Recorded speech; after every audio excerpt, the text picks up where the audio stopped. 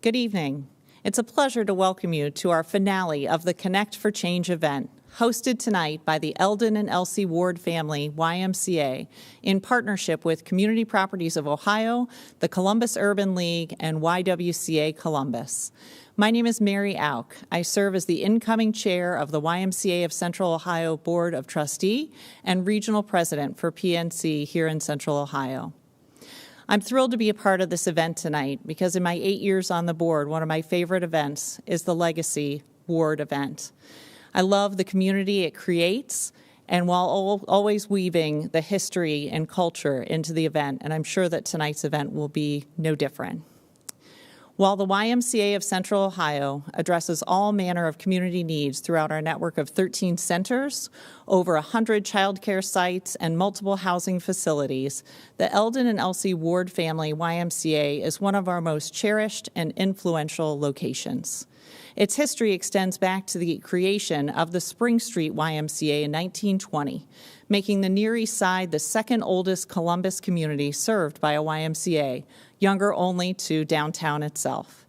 Spring Street was first founded as one of the first YMCAs in our nation to welcome Black Americans, and today the Ward Y continues its legacy of serving a vibrant and diverse Near East Side. Over the past 100 years, the YMCA has been a place for the community to gather and for people to grow. Yet even with this history, our neighbors are still fighting to overcome growing disparities. Traumatic experiences, food insecurity, fears of community safety, and inadequate educational resources are all preventing children and families in Columbus's most prominent Black neighborhood from achieving their full potential. For the past 13 years, we have hosted a gala for the Eldon and Elsie Ward family YMCA to fund the critical resources our neighbors need to excel. After a year like no other that has left so many families in tough positions and eroded our sense of togetherness, we knew that a new type of experience was needed. So we called on partners, both old and new, to present you with Connect4Change. Throughout this month, we have featured 3 elite community service organizations and the work we accomplished together for our community. Tonight, you'll hear more personally from the leadership of each while we discuss ways to move forward with greater unity. To get us started, I'd like to introduce a dear colleague of mine, Al Obayuana, VP of Youth and Community Development. Al will share more about what brings us here tonight. After Al and a short performance, Dr. L. Sean Birch, Chair of the Eldon and Elsie Ward Family YMCA's Advisory Board and incoming Executive Committee member for our full association, will moderate this evening's panel. Sean and I have had the chance to work closely together on the Branch Advisory Committee, and as many of you know, she is a true servant leader at heart. She has passion for the Ward Y, and we are grateful for her leadership. Sean will be our MC for the remainder of the evening, and she'll lead the forward-thinking discussions you've tuned in to be a part of. Thank you for joining us, and enjoy the show.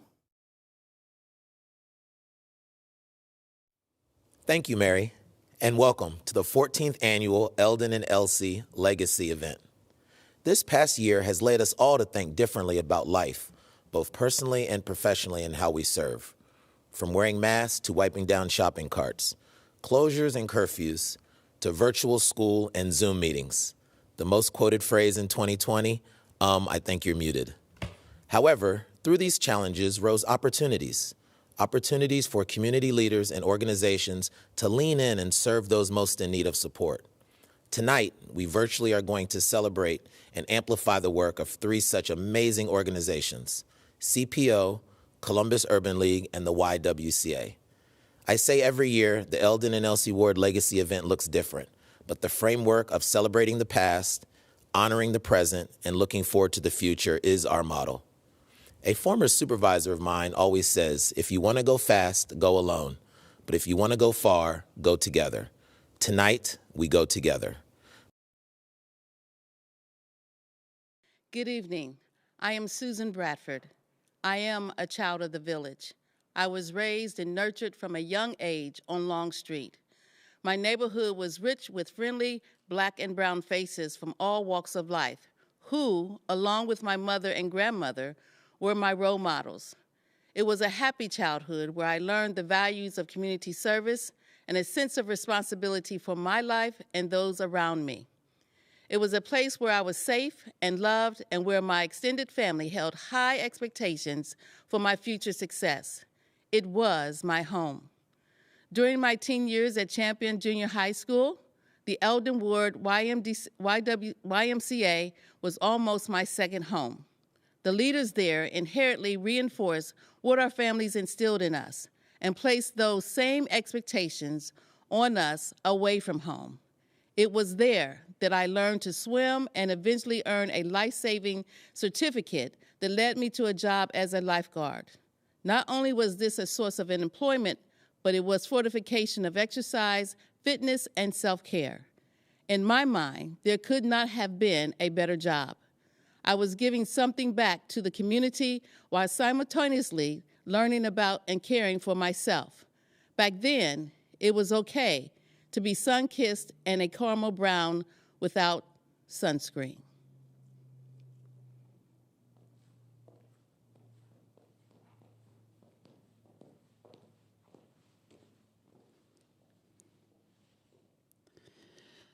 When I think of home, I think of a place where there's love overflowing. I wish I was home, I wish I was back there with the things I've been knowing. Wind that makes the tall grass bend into leaning. Suddenly the raindrops that fall, they have a meaning. Sprinkling the scene makes it all clean. Maybe there's a chance for me to go back now that I have some direction. It sure would be nice to be back at home where there's love and affection. And just maybe I can convince time to slow up, giving me enough time, in my life to grow up. Time, be my friend, and let me start again. I have learned that we must look inside our hearts to find a world full of love like yours, like mine, like home.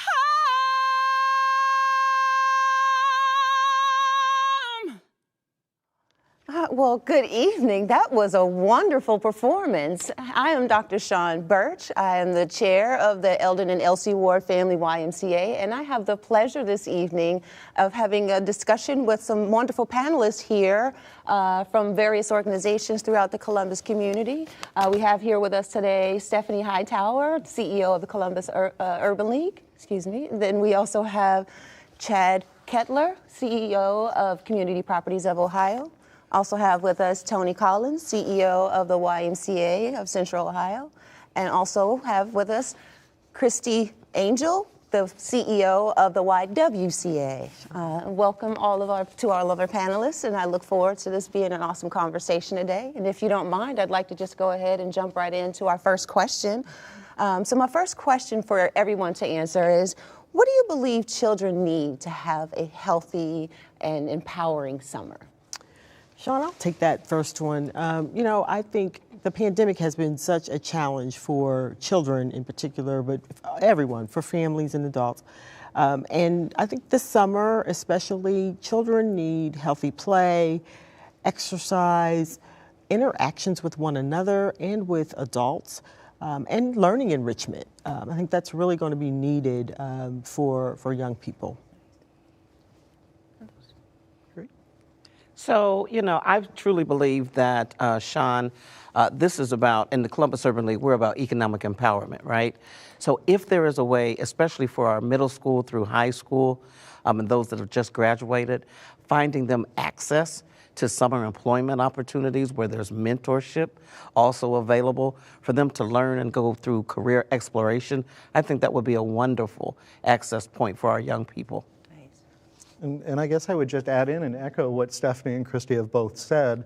I think the most important thing for us is just getting children connected to the community. And at CPO, we have a large number of families that we can engage in our communities. And I think this is a nice transition into a video that highlights the partnership that we have done with the Y and the kiddos in CPO portfolio. Community Properties of Ohio is an organization that really helped us this summer in dealing with finding kids to have camp, because you can't have camp without kids. CPO actually provided many of our campers, and CPO is an organization that provides housing for their families, and they also provide an avenue for those same kids to not only attend camp, but then they upkeep with them throughout the school year. Without the collaboration of CPO, our camp would not have looked the same. I'm not sure if we would have been able to pull it off. So they were essential to our growth and to us being able to put on camp this summer. As a parent, I think that the Y has affected me in a positive way. It has allowed me to be able to work and for them to be somewhere safe and knowing that they're having fun and learning at the same time. I think it's given them an opportunity to try new things and meet different people. They've been opened up to different activities that they weren't able to do at home or in the neighborhood. I think that's really helped impact them, and they've learned to expand kind of their horizon and their vocabulary, and just knowing like there's other youth who participate in activities outside of what they're used to. Our mission here at CPO is to provide quality, affordable housing, while at the same time linking our residents to services that can help stabilize their housing. Just last year, over half of our households were engaged in services that were offered by our resident services team. But specifically as it relates to the YMCA summer camp, we've been fortunate to send 95 children over the past few years to a Y camp.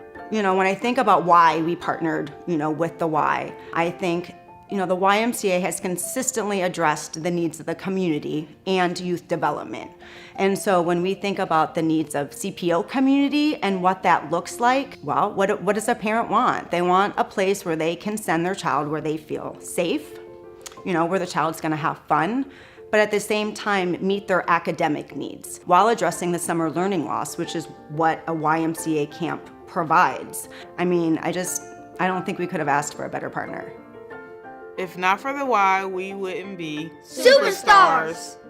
A donation to the YMCA can really benefit our campers because it allows them to come to a place that truly cares about them, that'll teach them civic engagement, that'll give them the tools to be a productive member of society, and also to know that they're around people that care about them. Your donations will really help to build our community from the inside out and to let our families know that they have a place that they don't have to worry about finances and that they don't have to worry about anything else that's going on. They can just come and be.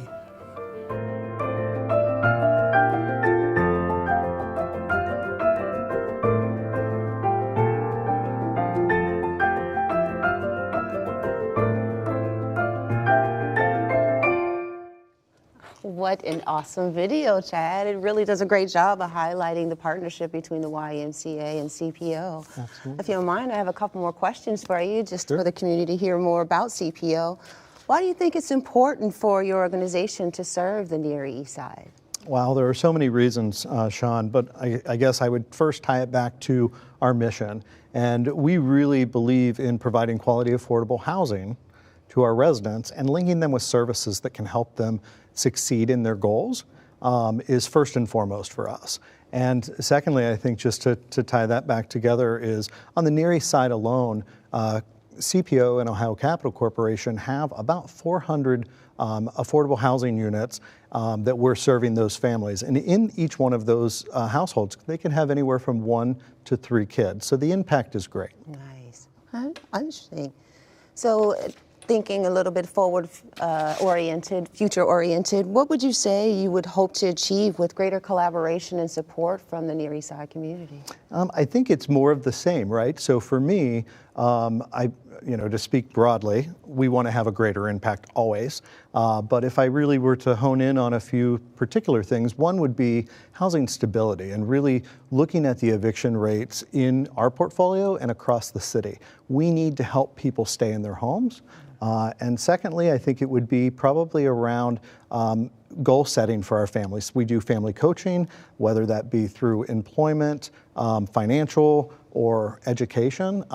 Continue to reach further into the portfolio and the community to address those issues. Awesome. Okay. Sounds like a pretty grand and a great vision for CPO and the individuals and families who will be served by the services and programs that you provide and the housing that you provide for our community. If I could, I'd like to turn back to the general panel and ask you all another question for everybody generally. Why do you think that teens are such an important audience for community programs? Well, so I'll start here. At YWCA Columbus, Sean, we hear from our Bright Futures program participants who are young ladies, teenagers, and we hear from them, that they are, hoping to get away from, sometimes violence. They are looking to escape maybe bullying, and so what do they need? They need leadership skills, confidence building. They also are learning, at that age too, it's middle school, so learning to interact with one another and really just kind of develop kind of those relational skills that are needed, in life. And so, we really think that those are some of the important tools that we can help with our teen program.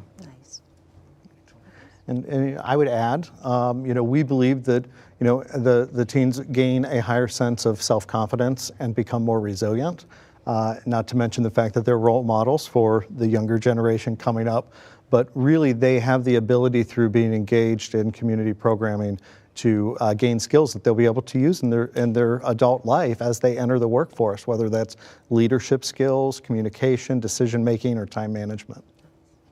The Ward Y has been a destination for teens for years. You know that. We get a chance to see kids from all around the Near East Side and really all around Central Ohio come to the Ward Y and be together. And it might be to go swim, or it might be to maybe learn a new activity or a new game, or maybe even get a workout in. But what we know, it's about connecting them to each other. And it's about connecting them to the adults that are there, the role models, the leaders that help them just get along to that next step, right? And bring them together. And then by doing that, we're connecting them to the community. Mm-hmm. And we're proud that the Ward Y has such an impact on so many teens and on the Near East Side, and get a chance to work with some of the teens that also get a chance to be in these programs. Yeah, absolutely. Sean, what's really important, I think, for people to know is that COVID really did illuminate the disparities, in our country, and in particular in the urban neighborhoods. And in particular, young Black children and teens have been disproportionately impacted by COVID. And so I know it's sort of cliche-ish to say this, but the children are our future. And if we want to grow our urban neighborhoods, and if we want to make sure that all kids actually have an opportunity, it's really incumbent upon us to make sure that we talk about what trauma-informed care is really all about for our young people, because they are the future. And so we want to make sure that they have access to health care, access to some kind of employment or economic empowerment. As you said, Chad, access to stabilized housing. All those things matter for all of our children. And so our future, we want to make sure that our future is bright, and that's why it's important for us to really pay attention to the young people in our community. And that's why I think this next video will highlight exactly why that's important. Nice. The partnership that we had with the My Brother's Keeper program in the Columbus Urban League helped to fulfill the mission of the YMCA. We have tried to teach our young children how to better themselves through our core values of caring, respect, responsibility, and honesty. But beyond that, we also strive to teach them life skills, and that would include teaching them to learn how to swim. I think what prompted us is that I read an article one day that said that boys and young men of color are 3 times more likely than their Caucasian counterparts to drown. And so those statistics scared me. I was the program coordinator originally with the I Am My Brother's Keeper initiative. And so that was a life skill that I knew that we needed to give to our boys. I feel the program has impacted me in my life by giving me an opportunity to speak to people who are like me and share the same experiences as me. The life lessons that came out of it was being able to swim and save somebody's life maybe, or my family member, or somebody that I know.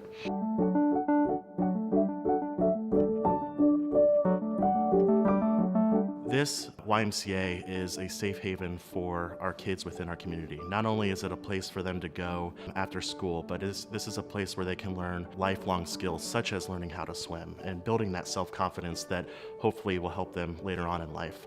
So when you donate to the YMCA, you're donating to programs such as My Brother's Keeper and the collaboration that we did with the Learn to Swim programs. So if you would consider donating to the YMCA, that money that you donate goes right into programs such as this. It's so important to support the Columbus Urban League because we're preparing the next generation of leaders. We're preventing homelessness from Head Start all the way up through high school. The Columbus Urban League is working to prepare our next generation of leaders so that we can have a better tomorrow.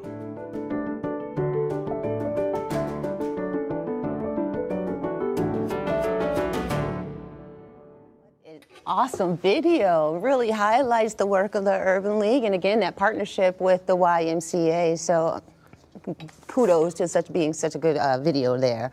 If you don't mind, I have a couple more questions for you just to for everybody to get to know the Urban League a bit better.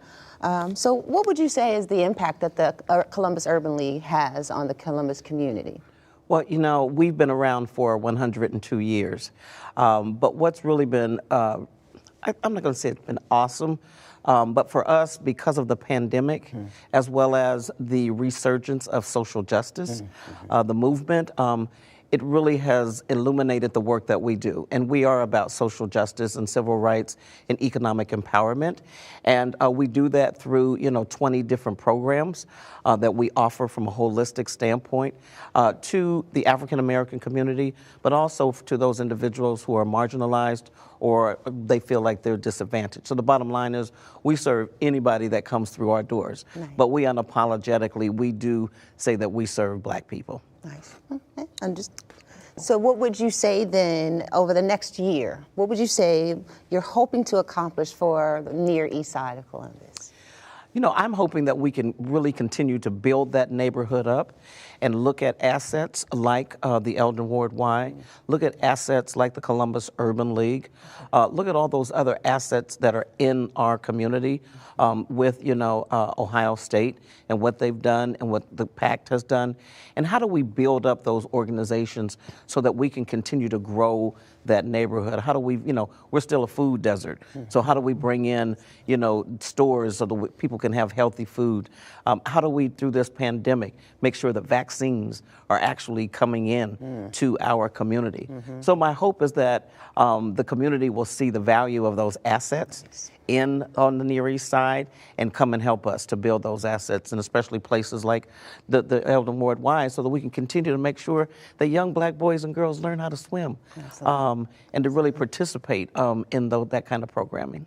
Sounds like some awesome plans that you have underway, and hopefully the community will be able to join in and help to support those efforts that you have underway. And at this point, I think we have time for a performance by Susan Bradford from the Lincoln Theater. So enjoy the performance.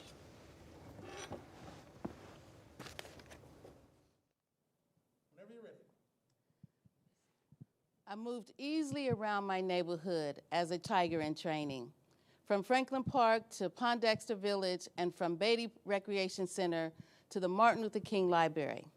When I graduated from East High School, I continued my relationship with the Y, becoming a youth camp counselor at Camp Wilson.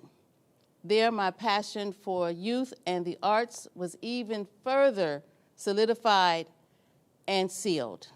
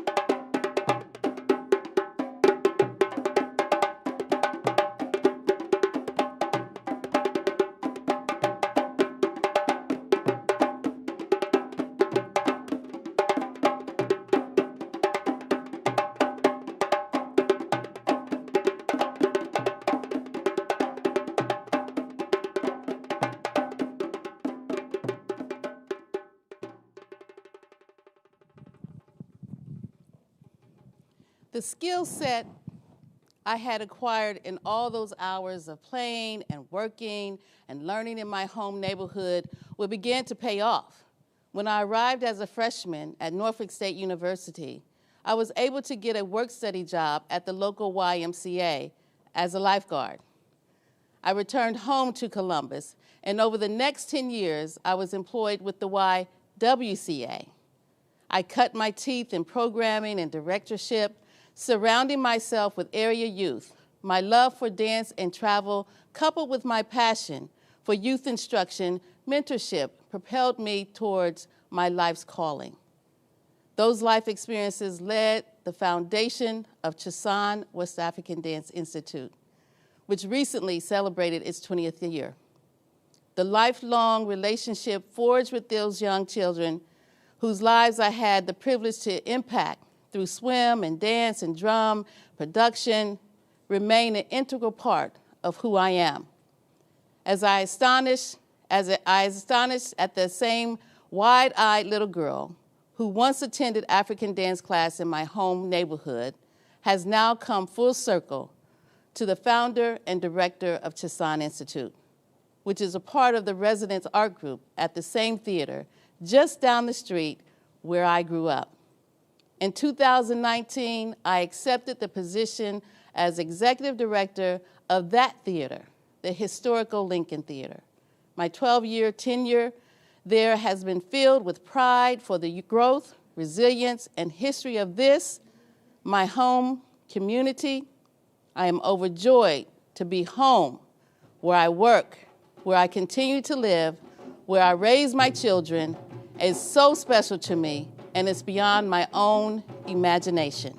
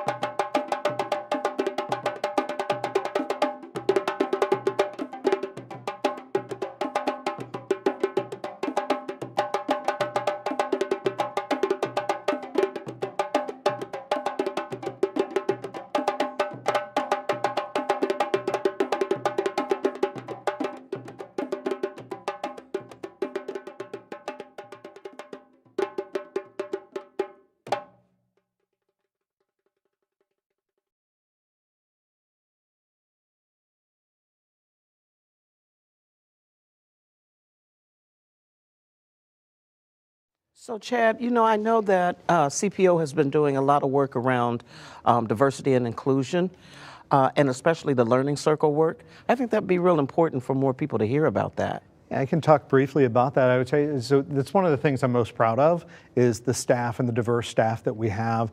And in 2020, we implemented what we're calling learning circles, and it creates a platform for our staff to be able to come together and talk about the issues that are happening. As we look around what's happening in the world, right, and has been for years, but has really been highlighted this year. It's been a great outlet for staff to be able to have a voice, and it's been so widely well received within the organization. We've expanded that, and we're going to do what's called an allyship program in 2021 we've just launched, which will allow peer-to-peer support around these types of issues of social injustice. How powerful. Very powerful. Yeah. Absolutely. Well, guys, I think I want to bring us back together again, if I could, for another question for the panel to answer. And we've got some more fun videos that we'll be showing here shortly. But if I may, let me ask the question of you all. What do you think is the role of community for individuals and families?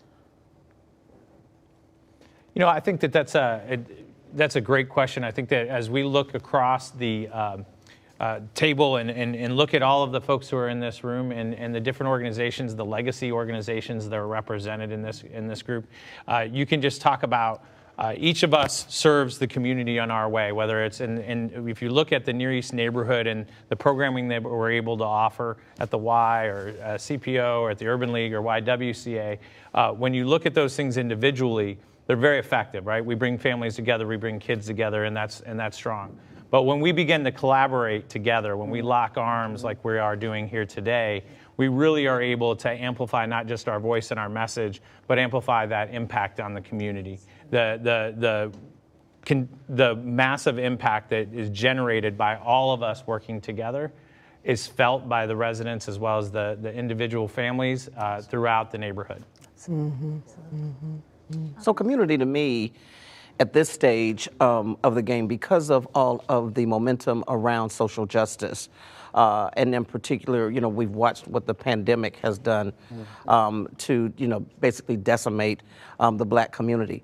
This really is about, community is about having uncomfortable conversations around race and doing it in a respectful way and doing it in a collective way and not putting the ownership just on one ethnic group, but all of us have a responsibility to have that kind of contribution. And so that's what community really would look like to me today. It is. It's all of our responsibilities. Absolutely. It is, and together is better, right? And so I think when I think about that, I think when we bring community, individuals, and families together, it really does allow all of us to create and feel safe and belonging in a community, and that's been important.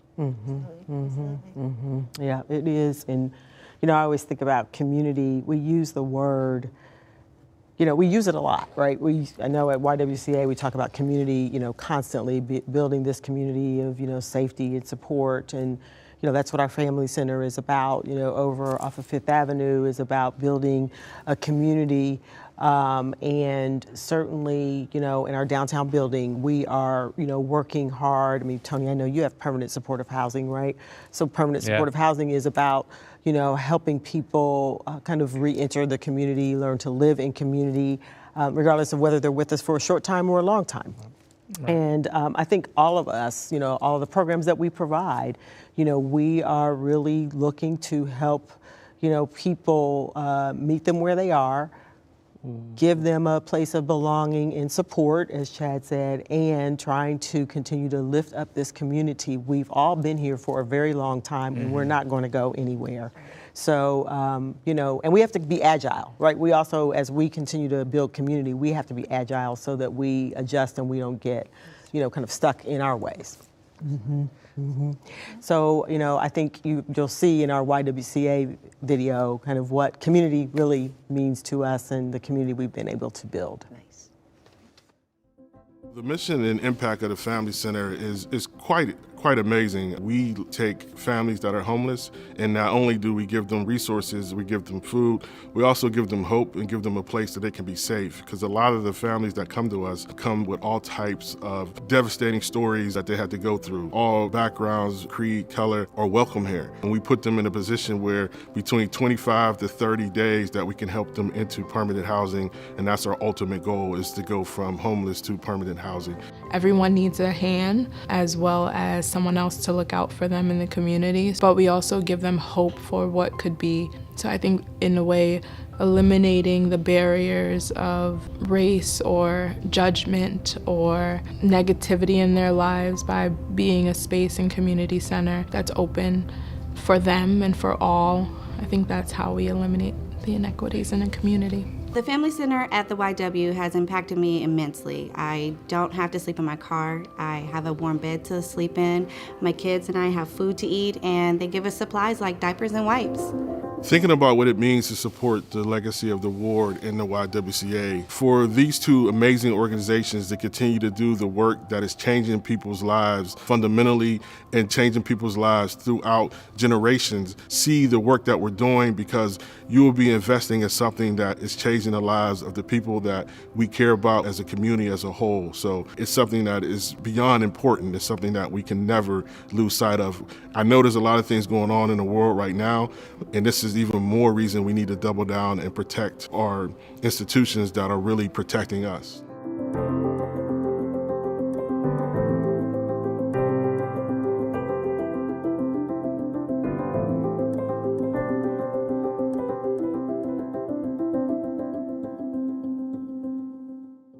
Really enjoyed that video. Those smiles are infectious. Oh, yeah. So, if you don't mind, I have a couple more questions to ask. Sure. So if you could tell us a little bit more about the history of the YWCA and your shelter in the Near East Side. So YWCA Columbus has been around since 1886. And we've been in our downtown location since 1929. And the significance of those dates really are that, is that, you know, we had in the 1920s, we actually had a branch on Woodland Avenue near the Eldon LC Ward YWCA. It was called the Blue Triangle Branch. Back in those days, YWCAs, when there was segregation, there were YWCAs for black women called the Blue Triangle Branches. And our branch closed in the late 1920s when we integrated.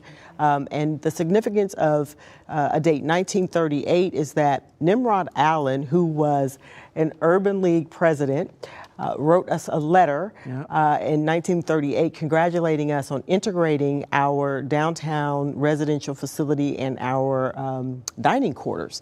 So we started integration before the height of the civil rights movement, and I'm so proud of that history. We stand on the shoulders of all of those women who came before us to do that work, which was, you know, back then, I mean, that was groundbreaking work. And we continue to, you know, do things like that, you know, through the years. So now we're an organization we are about eliminating racism and empowering women. And we take all parts of that mission seriously at our YWCA Columbus. And we're really excited about kind of, you know, where we're going, an amazing team. And it's so great to work with organizations like YMCA. We're always calling on Tony and his team to talk about child care and child development work. And of course, we're always calling on our Urban League sister over here, Stephanie Hightower, for social justice work, because we are two organizations that we both have service and social justice as a part of our mission. And then organizations like CPO, right, who is our partner in housing people. So, you know, it's the fact that we're here today isn't just that we're here today for this event, but we're here today because we all work together. Nice. Yes, absolutely. So next in our work, by the way, I should mention this, we're standing up a racial equity and social justice practice. And so we'll be doing racial equity training in the community, workshops. We're helping people, kind of meeting them where they are, building a racial equity literacy. And we have a 4-year strategic plan that the community will hear more about very soon. And we're also going to have a 21-day racial equity challenge in the community that starts very soon. Nice. Christie, that work is just absolutely incredible. I thank you. Thank you for being a leader in the community in that work, and leader in Central Ohio and probably this part of the country. It's just absolutely fantastic. Well, thank you. You know, I listened to you and I got excited a couple of times because there's a history that not all people know, but you mentioned that we're all connected and we've been doing this work for a long time, and that's exactly what today is about, is celebrating that that years and years of impact on the community together, locked arms, right? Going back to Nimrod Allen, your name that you brought up a little bit ago, and we know, of course, Nimrod was instrumental in the starting of the Urban League, right? Not many people know that he was also the first secretary of the Spring Street YMCA, which was the first YMCA that was open for the Black community in Columbus, Ohio. And you want to talk about connection, right? Like, this is not just today, right? This has been going on for a long time. And then when the Spring Street Y moved to the east side of Columbus, and then became, of course, eventually the Eldon Ward YMCA, it's that continued legacy. We continue to work together on the east side, all four of our organizations, to grow that impact. That's right. And to bring that all the way back to the loop is your inspiration, the YW's inspiration on anti-racism work, is really not just led the community, but really had sparked a fire in the YMCA in Central Ohio. Our team at Ward, our team across the entire Central Ohio region, our board this year adopted an inclusion statement and an anti-racism statement and effort. We're on a journey to become an anti-racist organization. We're learning from your team. We're learning from our friends at Kerwin and part of other coalitions, the Urban League around Central Ohio, about what are the systems we have in place that we need to dismantle so that we can be an anti-racist organization, so that we can also eliminate racism in our community. So we're there with you, and it's so exciting that you've been able to lead in that way. Thank you so much. Thank you. It's great to have partners in this work. Absolutely. Truly an inspiration. Thank you all for sharing all the great work that's going on within the various organizations. Sounds like a lot of good work going on and a lot to still come. If I could, I'd like to bring us back all together for another question as a panel, just to get some additional thoughts on the question of when you hear the phrase "for all," what does that mean to you and your organization? You know, I always, when we Pledge of Allegiance, we always say, and justice for all. That's what that means for me, that everybody has the ability to feel. I think that they are equal. I think we sometimes forget through all of this that's been going on that it doesn't matter what color you are, what your ethnic background is. We're all Americans.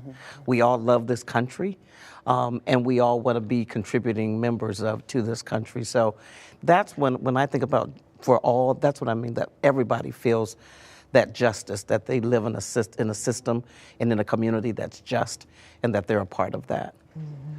I would add, well said, Stephanie, and that I think it's an important question, and I think it's one that all of us could probably spend quite a bit of time talking about.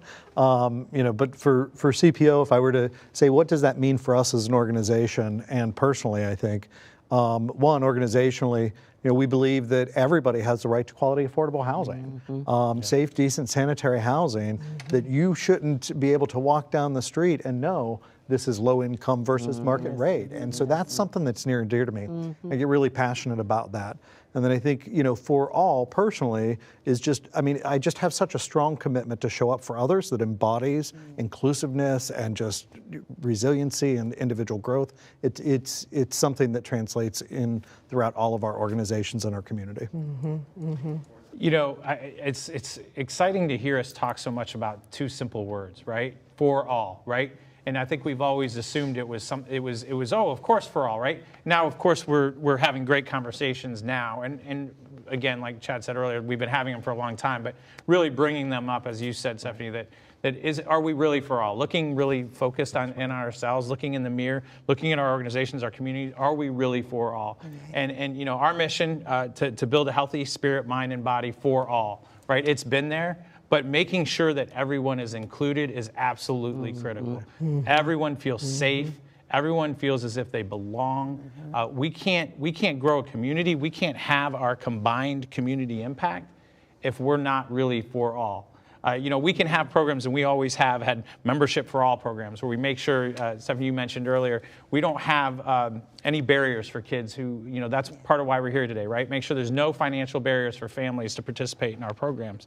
We can talk about those things, and we can make sure that we have branches in different parts of the city.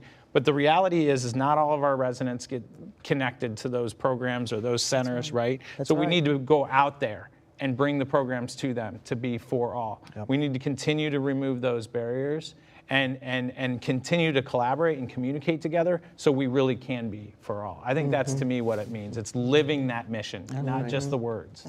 Well said. Well said, Tony. I don't think I could say it really any better. I mean, that's what it means. Absolutely. Well, I think we have a video that we'd like to show additionally to highlight some of the work. Yeah, of the please do. I'm excited. Absolutely. The Eldon and Elsie Ward YMCA was built really out of necessity. It was birthed out of the Spring Street Y, which was a Y for African Americans. While it is a gym and a lot of people come here to work out, we also do summer programming. We have swim lessons. We work with schools to give water safety classes at no cost. We have a membership for all model here. Being a part of this YMCA is huge because this is where I got my first experience, and it's great to be able to introduce my daughter to the same thing. The Y taught me that I can break barriers, and I am strong and I am powerful. I've had mentors through the Y that have just really pushed me to reach my goals and achieve. So there's never been a ceiling with the Y. I can go and reach as high as I want to.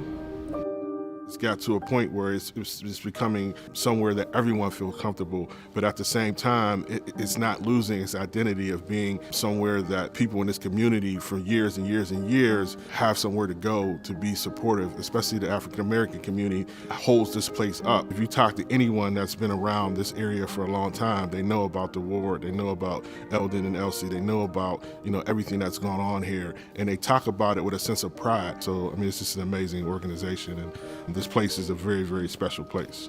What I've heard in the past is that it's home.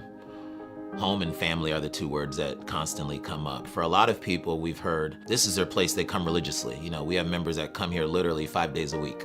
I believe that a building is only as strong as the people inside.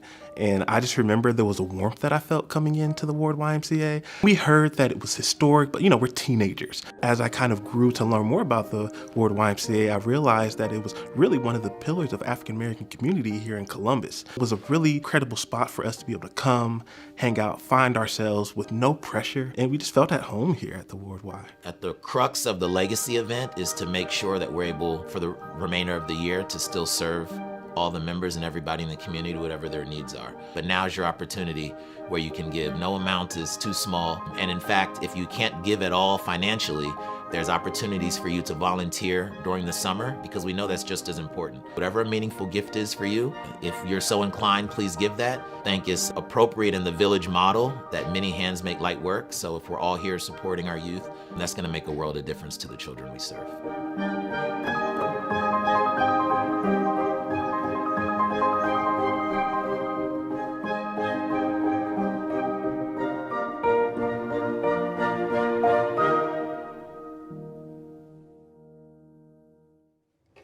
Well, what another great video. It absolutely warmed my heart to see the video.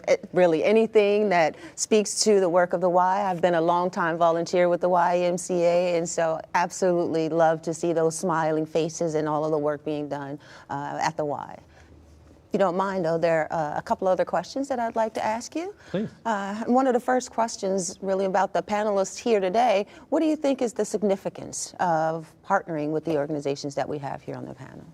Yeah, great question. Before I jump into that answer, though, I want to thank you. I want to thank you, Sean, for your leadership, for your volunteerism at Eldon Ward. We couldn't be doing what we've been done over the last few years without your leadership and your participation. You're a great example of how we bring the community together to have an impact, and thank you. And thank you for being here today. This has been a lot of fun.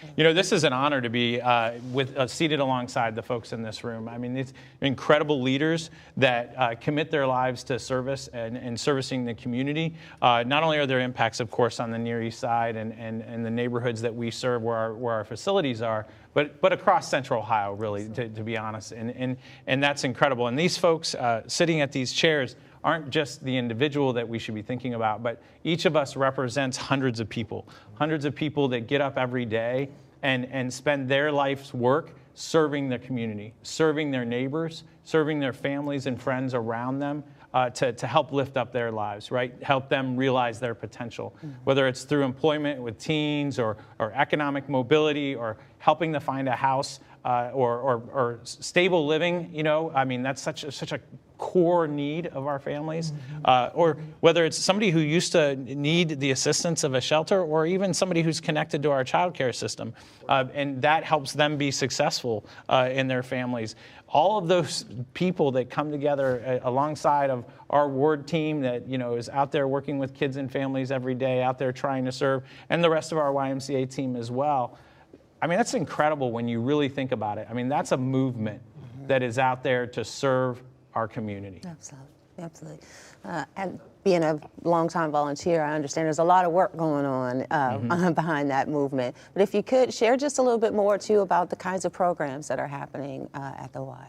Well, you know, you had a chance today to see some great videos that highlighted the programs we do together, right?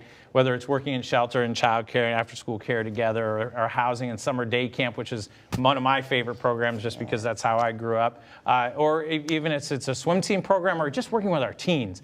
I mean, I think really one of the key things to do in the Erie side and really most all of our neighborhoods is to have safe places for our teens to grow up, right? I mean, we hear that every day about how, one of the best parts of my job is I get to hear stories about people who have grown up at our Ys, and specifically the Ward Y. I get to hear some of the coolest stories about people who grew up at the Ward Y. I just met a young family that she comes in, her swim team practice has been canceled because of COVID, but she's been able to come to the Ward Y and have that activity on her own and have that place to be, a safe place to be for their family. So we have lots of stories like that, and it's absolutely incredible. The Ward Y will continue to provide for seniors, whether it's our active older adult programming and getting opportunities for them to be there and be physically active, but also just to be there to connect with each other and the community and find out if if we can help them. Right? And we're going to continue to provide our youth programming, whether it's summer at the Y or our learning extension centers, being there for families to help provide for the kids in the community. So Ward's always going to have something happening. And when it's not stuff in and around the building or connected with our partners, we're going to be doing outreach. The team there at Ward has been absolutely incredible just over the last year, giving out meals, help distribute meals for over 5,000 families. And so it's been an absolute joy to continue that tradition of service at Ward, and I'm looking forward to it for the next 160 years. Nice.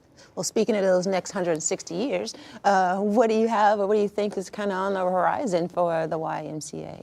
Well, I think it's going to be absolutely critical that I think all of us would agree that right now our community needs us more than ever.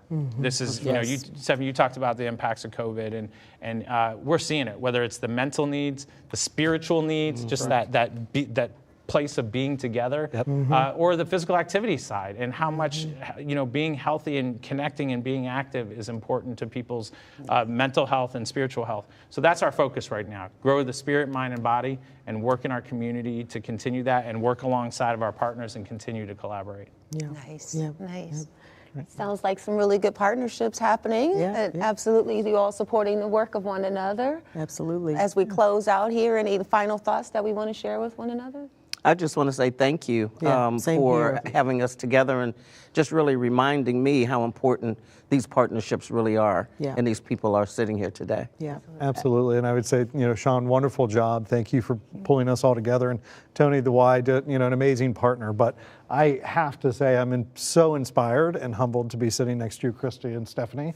You guys are amazing leaders in our community, and really grateful to be a part of your group. Well, and thank you, Chad, and thank you for all that you do. You know, it's not often that we get to thank our housing partners.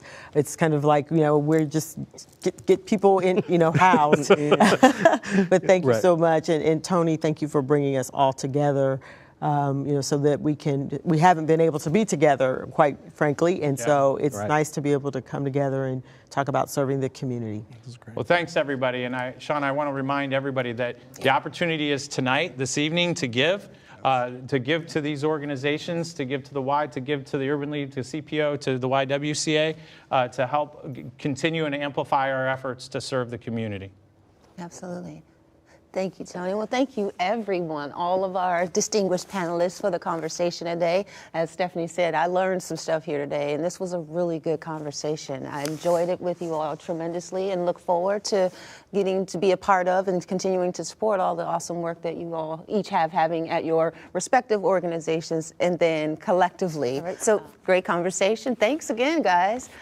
So now that we have concluded our panel, I'd like to turn it back over to Alba Ioana to finish out the program for us this evening. Wow, that was amazing. Thank you again to our panelists, Tony Collins, Chad Ketler, Christina Angel, and Stephanie Hightower. Hopefully you've all been as inspired as I am tonight from the stories, performances, and videos you've seen. This virtual event would not have been possible if not for the generous support of many sponsors: Ohio Capital Corporation for Housing, Nationwide Insurance, the Robert Weiler Company, PNC, HMB, Hal and Lori Keller, CODA, Moody Nolan, Tidewell Group, and First Financial Bank. Thank you all for being true community leaders. Those of you out there who have not yet given, there's still time. No gift is too small, and all we ask is that if possible, you give a meaningful gift so that this transformational work can continue in 2021 and beyond. We are currently at $105,000 on a goal of $125,000. You can help us get over the finish line by donating at ymcacolumbus.org/Connect4Change. Thank you so much and have a wonderful evening.